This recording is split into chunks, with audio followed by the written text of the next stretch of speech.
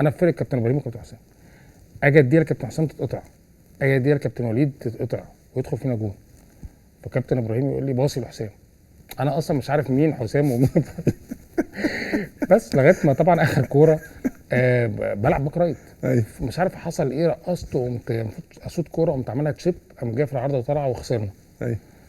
بس هو ده اللي حصل، مفيش حاجه بقى حصل يعني. بعد كده بقى طبعا دخلت الاوضه قلت طبعا يعني انت مش خايف جدا ان انا سمعت بقى عن حاجات زمان بقى، قلت هفضل في الاوضه بتاعت الجنايني لغايه ما كل الفريق الاول يمشي.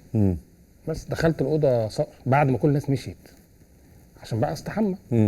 وبعدين فتحت الدش، الناس كلها مشيت، سمع صوت رجلين دش كده، كان اول دش لقيت ببص كده عضلات كتير جدا ده كان كابتن حسام. قال لي الدش بتاعي زمان الميه السخنه وانت بتفتحها عشان توصل سخنه وساقع بتاخد وقت وانا بقى حاطط طبعا شامبو بقى صابون في وشي وكل حاجه، فطبعا قمت ايه طالع طبعا ومظبط الميه، بقى لي نص ساعه بظبط الميه، رحت في دش بعيد جدا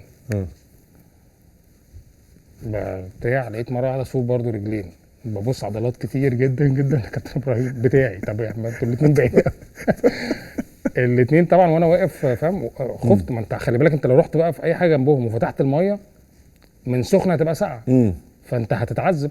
فضلت واقف بالصابون بقى بتاع مثلا حوالي ساعه الا ربع لحد ما الصابون اصلا فاهم، دلوقتي ما بقتش شايفك فدي حاجه من الحاجات يعني.